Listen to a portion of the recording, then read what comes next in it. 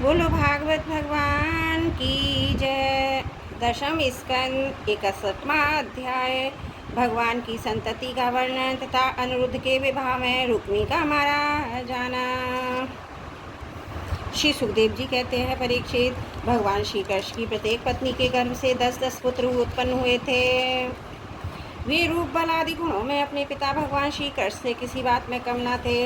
राजकुमारियां देखती थीं कि भगवान श्री कृष्ण हमारे महल से कभी बाहर नहीं जाते, सदा हमारे ही पास बने रहते हैं। इससे वे यही समझती कि श्री कृष्ण में को भी हम सबसे प्यारी हैं। परीक्षित, सच पूछो तो वे अपने पति भगवान श्री कृष्ण का तत्व उनकी महिमा नहीं समझती थीं। वे सुंदरियां अपने आत्मानंद में एक रस स्थित भगवान श्री कृष्ण के कमल कली के समान सुंदर मुख, विशाल वायु, कर्ण स्पर्शी नेत्र, प्रेम भरी मुस्कान, रसमयी चितवन और मधुर वाणी से स्वयं ही मोहित रहती थी। वे अपने श्रृंगार संबंधी हावभाव से उनके मन को अपनी ओर खींचने में समर्थ न हो सकी। 16,000 से अधिक थी अपनी मंद मंद मुस्कान और तीखी चितवन से युक्त मनोहर भाव के इशारे से ऐसे प्रेम के बाण चलाती थी जो कि काम कला के भावों से परिपूर्ण होते थे, परंतु किसी भी प्रकार से किन्हीं साधनों के द्वारा वे भगवान के मन इंद्रियों में चंचलता नहीं उत्पन्न कर सकी। परीक्षित, ब्रह्मा आदि बड़े बड़े देवता भी भगवान के वास्तविक स्वरूप को या उनकी प्राप्ति के मार्ग को नहीं जानते। उन्हीं रमा रमण भगवान श्री कृष्ण को उन स्त्रियों ने पति के रूप में प्राप्त किया था।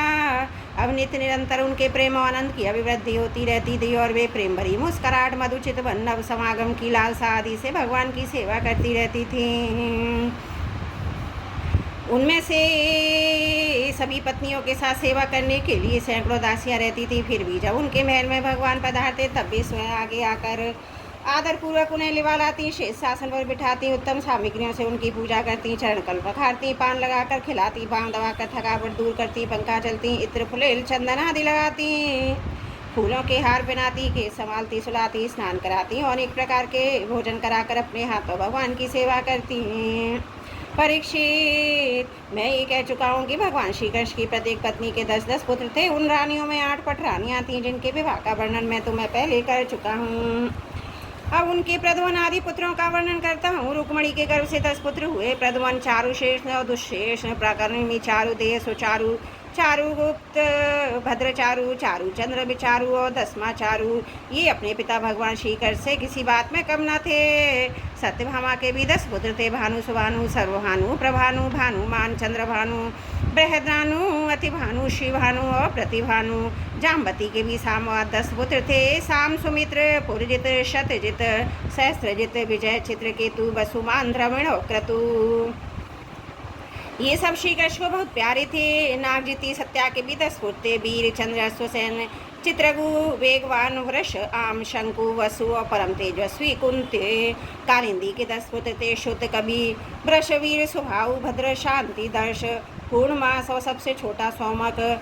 मध्य देश की राजकुमारी लक्ष्मणा के गर्भ से प्रघोष, गात्रवान, सिंह, बल, प्रबल, उधर्वग, महाशक्ति, सह, ओज और अपराजिता का नाम जन्म हुआ। मित्रवंदा के पुत्र थे ब्रक, हर्ष, अनिल, ग्रद और वर्धन, उन्नाद, महाश, पावन, बहीन और क्षुदेव। भद्रा के पुत्र थे संग्रामजित, भैत, सेन, शूर, प्रहरण, अरिजित, जय, सुभद्र, बाम, आयु और सत्यक। इन पटरानियों के अतिरिक्त भगवान की रोहिणी और 16,100 और भी पत्नियां थीं। उनके दीप्तिमान और ताम्र तप्त आदि 10-10 पुत्र हुए। रुक्मणी नंदन प्रद्वन का मायावती रति के अतिरिक्त भोजगढ़ नगर निवासी रुक्मी की पुत्री रुक्मती से भी विवाह हुआ था। उसी के गर्भ से परम बलशाली अनिरुद्ध जन्म हुआ। परीक्षित, श्री कृष्ण के पुत्रों की माताएं 16,000 से अधिक थी, इसलिए उनके पुत्र पौत्रों की संख्या करोड़ों तक पहुंच गई। राजा परीक्षित ने पूरा परम ज्ञानी मुनीश्वर भगवान श्री कृष्ण ने रणभूमि में रुक्मी के बड़ा तिरस्कार किया था, इसलिए सदा इस बात की घात में रहता था कि अवसर मिलते ही श्री कृष्ण से उसका बदला लूं और उनका काम तमाम कर डालूं। ऐसी स्थिति में उसने अपनी कन्या रुक्मती के अपने शत्रु के पुत्र पद्मन जी को कैसे ब्याह दी। कृपा करके बतलाइए, 2 सत्पुओं में श्री कृष्ण और रुक्मी में फिर से परस्पर वैवाहिक संबंध कैसे हुआ? आपसे कोई बात छिपी नहीं है, क्योंकि योगी जन भूत, भविष्य और वर्तमान की सभी बातें भली भांति जानते हैं। उनसे ऐसी बात भी छिपी नहीं रहती जो इंद्रियों से परे है, बहुत दूर है तथा बीच में ही किसी वस्तु की आड़ होने के कारण नहीं दिखती। श्री सुखदेव जी कहते हैं, परीक्षित, प्रद्युम्न जी मूर्तिमान कामदेव थे। उनके सौंदर्य गुणों पर रीझ कर रुक्मती ने स्वयंवर में उन्हीं को वरमाला पहना दी। प्रद्युम्न जी ने युद्ध में अकेले ही वहाँ इकट्ठे हुए नरपतियों को जीत लिया, रुक्मती को हर लाए। यद्यपि भगवान श्री कृष्ण से अपमानित होने के कारण रुक्मी के हृदय की क्रोध अग्नि शांत नहीं हुई थी, वह अब भी उनसे बैर गांठे हुए था। फिर भी अपनी बहन रुक्मणी को प्रसन्न करने के लिए उसने अपने भांजे प्रद्युम्न को अपनी बेटी ब्याह दी। परीक्षित 10 पुत्रों के अतिरिक्त रुक्मणी जी के एक परम सुंदरी बड़ी बड़ी नेत्रों वाली कन्या थी, उसका नाम था चारुमती।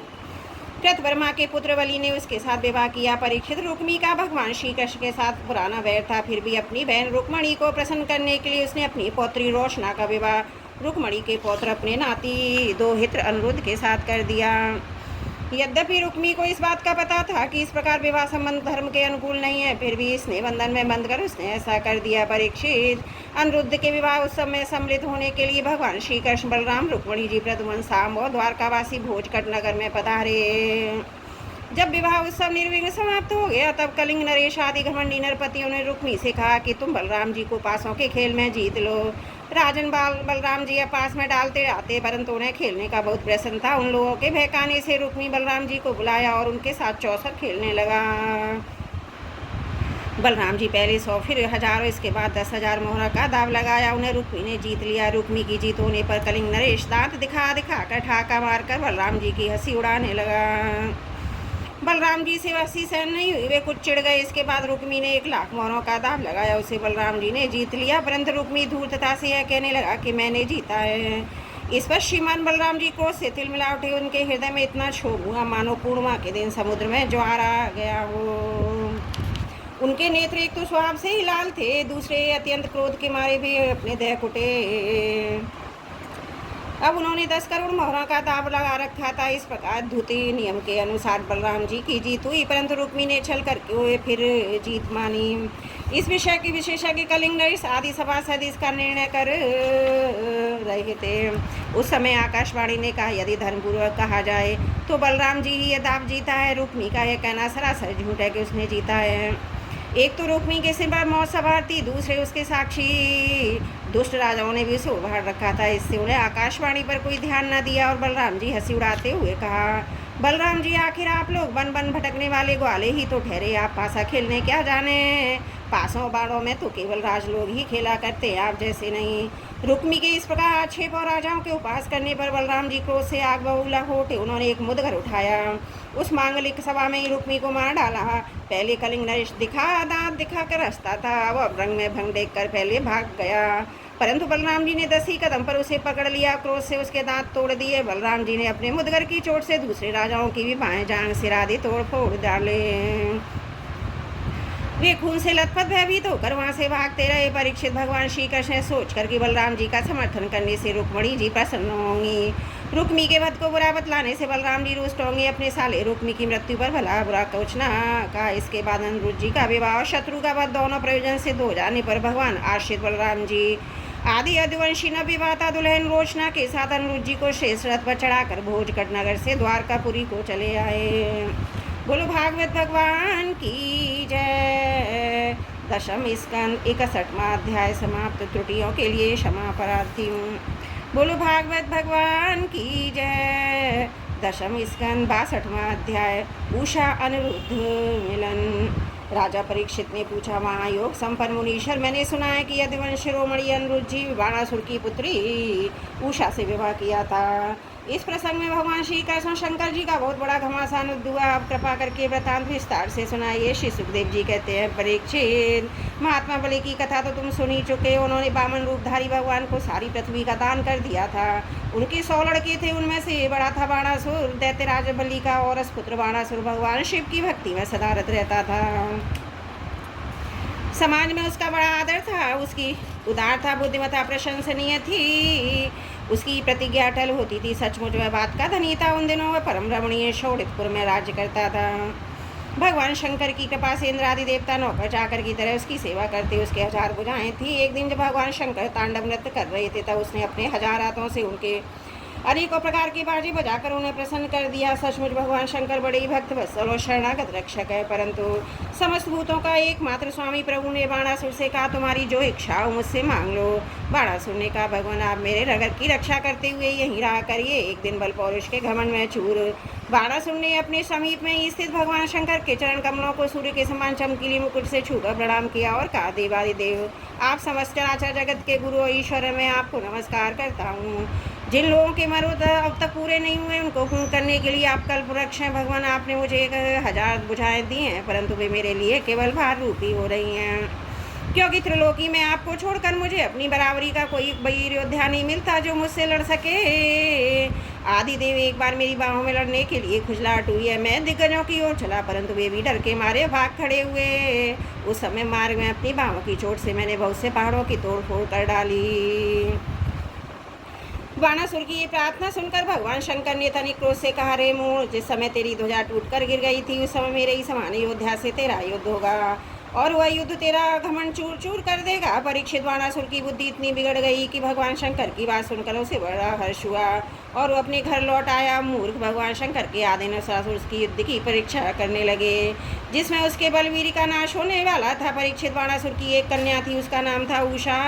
अभी वह कुमारी भी थी। एक दिन स्वप्न उसने देखा कि परम सुंदर अनिरुद्ध जी के साथ मेरा समागम हो रहा है। आश्चर्य की बात तो यह थी कि इसने अनिरुद्ध जी को ना तो कभी देखा था ना सुना ही था। स्वप्न में उन्हें देख कर वह बोल उठी, प्राण प्यारे, तुम कहाँ हो? और उसकी नींद टूट गई। वह अत्यंत भैलता के साथ उठ बैठी हुई देख कर कि सखियों के बीच में हूँ, बहुत ही लज्जित हुई। परीक्षित, बाणासुर के मंत्री का नाम था कुंभांड।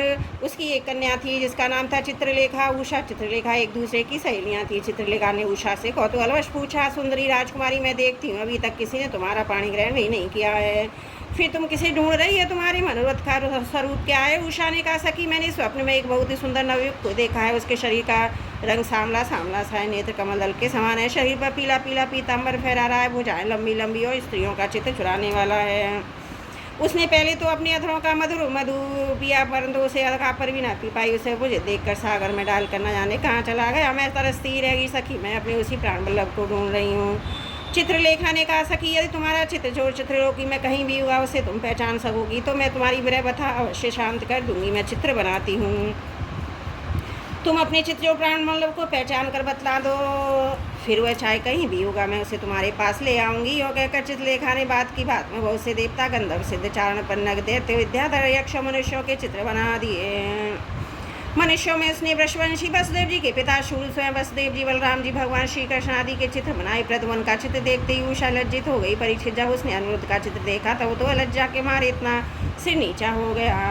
फिर मंद मंद मुस्कुराते हुए उसने कहा, मेरा यह प्राण वल्लभ यही है। परीक्षित, चित्रलेखा योग रीति वह जान गई कि भगवान श्री कृष्ण के पुत्र हैं। अब वह आकाश मार्ग से रात्रि में भगवान श्री कृष्ण के द्वारा सुरक्षित द्वारकापुरी में पहुंची। वहाँ अनिरुद्ध जी बहुत ही सुंदर पलंग पर सो रहे थे। चित्रलेखा योग सिद्धि के प्रवाह से उन्हें उठाकर शोणितपुर ले आई।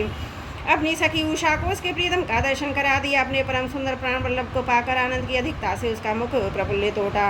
वह अनिरुद्ध जी के साथ अपने महल में विहार करने लगी। परीक्षित, उसका अंतपुर इतना सुरक्षित था कि उसकी ओर कोई पुरुष झांक तक कर नहीं सकता था। उषा का प्रेम दिन दूना चौगुना बढ़ता जा रहा था। बहुमूल्य वस्त्र, पुष्पों के हार, इत्र, फुलेल, धूप, दीप, आसन आदि सामग्रियों से सुमधुर रुपये पीने योग्य पदार्थ, दूध, शरबत आदि भोज चबाकर खाने योग्य भोज निकल जाने वाले पदार्थों से मनोहर वाणी सेवा शुश्रूषा से अनिरुद्ध जी का बड़ा सत्कार करती। उषा ने अपने प्रेम से उनके मन को अपने वश में कर लिया था। अनिरुद्ध जी उस कन्या के अंतपुर में छिपे रहकर अपने आप को भूल गई और इस बात का भी पता न चला मुझे यहाँ किसने और कितने दिन के लिए लाया है। परीक्षित, यदु कुमार अनिरुद्ध जी के सहवास उषा का कुआरापन नष्ट हो गया। उसके शरीर से ऐसे चिन्ह प्रकट हो गए जो स्पष्ट बात की सूचना देते थे, उन्हें किसी प्रकार छिपाया नहीं जा सकता था। उषा बहुत प्रसन्न भी रहने लगी। पहरेदार भी समझ गए इसका किसी न किसी पुरुष से संबंध अवश्य हो गया। उन्होंने जाकर बाणासुर से निवेदन किया, राजा, हम लोग आपकी अविवाहिता राजकुमारी का जैसा रंग देख रहे हो आपके कुल वट्टा लगाने वाली है।